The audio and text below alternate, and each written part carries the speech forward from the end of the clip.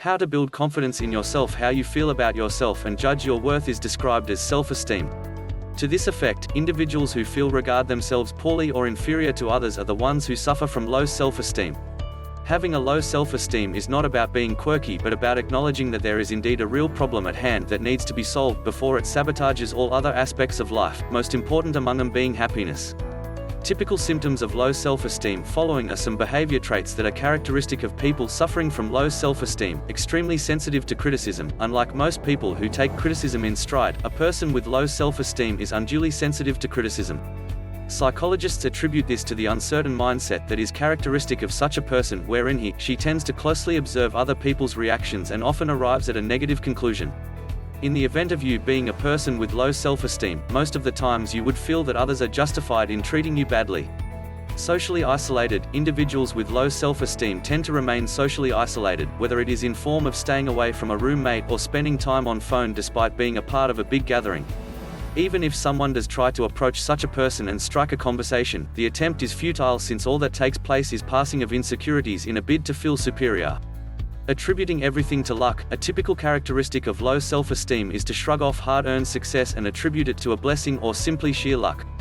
The sign of a healthy self-esteem is to embrace success and return the compliment with a simple "thank you."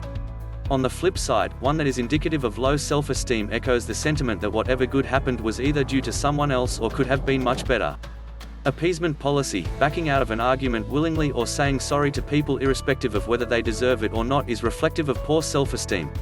This is because a person having low self-esteem is scared to express her true feelings or opinions for the fear of being laughed at or rejected.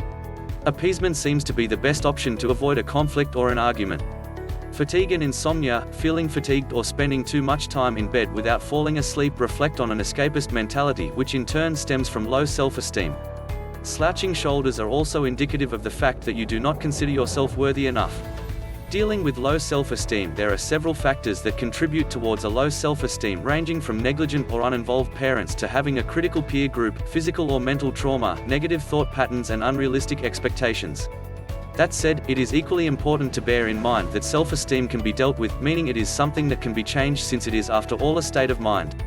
Raising self-esteem may take plenty of time and practice, but as long as you are determined enough to challenge your own mindset and push it towards change, there is nothing that can stop you.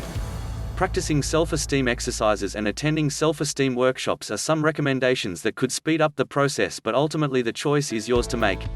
And when you choose to change your thinking, not only do you gain a healthy self-esteem but also a world of positivism. Please like and subscribe to our Inspired Living TV for more self-improvement videos.